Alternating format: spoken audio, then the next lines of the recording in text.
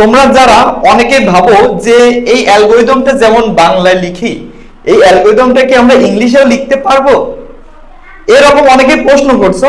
ঠিক আছে, অনেকে প্রশ্ন করছো আমাকে, অফলাইনে অনলাইনে অনেক জায়গায় প্রশ্ন করছো। তো ভাবলাম তোমাদের এই কনফিউজ দূর করার জন্য একটা ক্লাস আমার দেওয়ার প্রয়োজন। তো অবশ্যই তোমরা বাংলায় যেমনটা লিখো সেম রকম ভাবে এই অ্যালগরিদমটা ইংলিশেও লিখতে পারো। ঠিক আছে, সো এখন দেখো এখানে প্রশ্ন বলা দুটি সংখ্যার যোগফল নির্ণয়ের অ্যালগরিদম।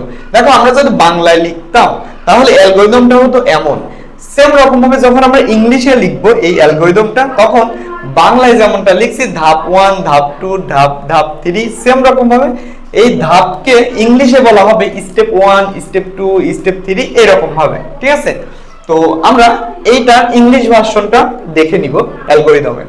তো যেমন এখানে দুটি সংখ্যার যোগফল নির্ণয়, মানে দেখো সংখ্যা দুটি আমাদের দেওয়া নেই এট ফার্স্ট, তো সংখ্যা দুটি আমাদের ধরে নিতে হবে যে কোনো দুটি সংখ্যা, এবং উক্ত দুটি সংখ্যার যোগফল নির্ণয়ের জন্য অ্যালগরিদম, যা আমরা শিখব বাংলা থেকে ইংলিশ ভার্সন। ঠিক আছে, তো তোমরা কিন্তু বাংলা বা ইংলিশ দুইটা যে কোনো একটা লিখলেই হবে, দুইটা লিখতে হবে এমন কোনো কথা নেই। তো দেখো, তো আমরা লিখবো স্টেপ 1 স্টার্ট। ঠিক আছে, যে স্টেপ 1 STEP স্টেপ 1, স্টেপ 1 এ লিখবো কি START স্টার্ট। ঠিক আছে, স্টেপ 1 এ স্টার্ট। তারপর দেখো স্টেপ 2 অর্থাৎ ধাপ 2 তে আছে কি সংখ্যা দুটি AB ইনপুট করে, তার মানে স্টেপ 2 তে আমরা লিখতে পারি স্টেপ 2 ইনপুট AB, জাস্ট এতটুকু, যে স্টেপ 2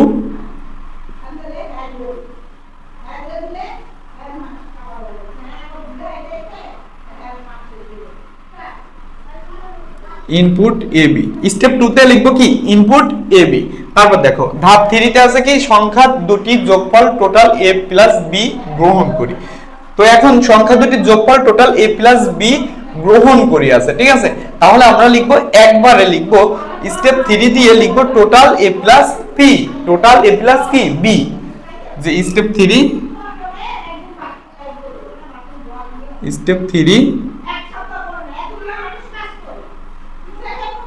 টোটাল সমান A plus B, step 3 total সমান A প্লাস B। তারপর দেখো স্টেপ অর্থাৎ ধাপ 4 এ আছে ফলাফল প্রিন্ট করি। তার মানে তুমি যে প্রোগ্রামটা করবে এই প্রোগ্রামটা আমাদের কি করতে হবে, প্রিন্ট করতে হবে। তার মানে এটা হচ্ছে ফলাফল, অর্থাৎ এটা হচ্ছে ইনপুট আর এটা হচ্ছে আউটপুট। তার মানে এই ক্ষেত্রে আমরা লিখতে পারি স্টেপ 4 দিয়ে লিখবো প্রিন্ট রেজাল্ট বা প্রিন্ট টোটাল, যেটা লিখো। দেখো স্টেপ 4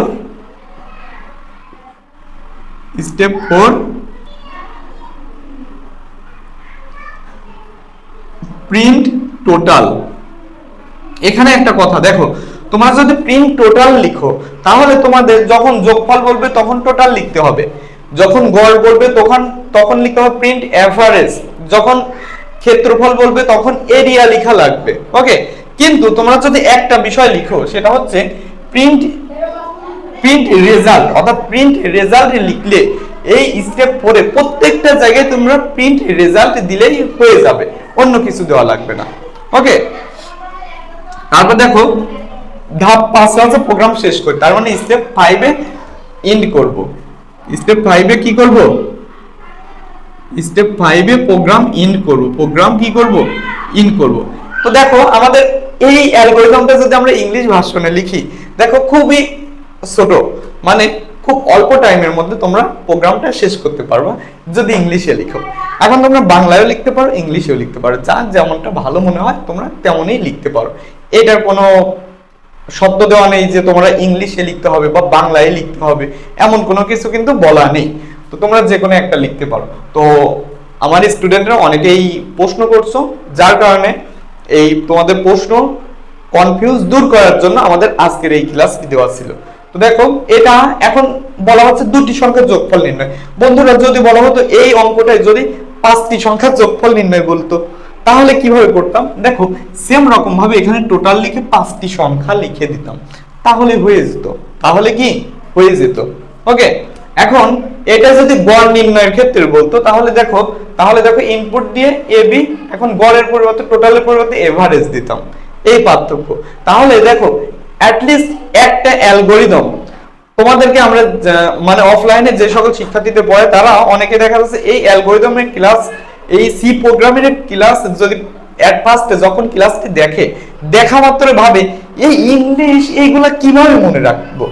দেখো এই ইংলিশ এইগুলা কিভাবে মনে রাখবে, এটা যদি অ্যাটলিস্ট একটা বিষয় যদি একটা ধাপ যদি আয়ত্ত করতে পারো বন্ধুরা, তাহলে তোমাদের প্রত্যেকটা ধাপ সেম ক্যাটাগরি, অর্থাৎ একটা ধাপ আয়ত্ত করতে পারলে তোমরা ম্যাক্সিমাম ধাপই তোমরা পারবা ইনশাআল্লাহ। তো অবশ্যই তোমরা অ্যাটলিস্ট একটা ধাপ আগে আয়ত্ত করো।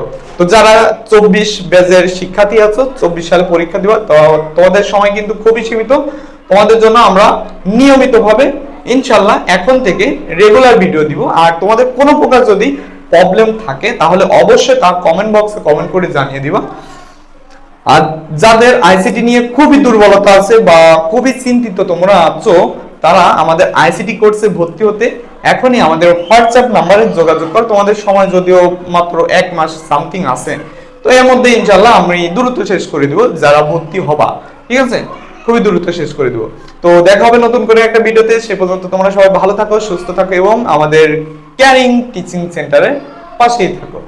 অসংখ্য ধন্যবাদ তোমাদের সবাইকে।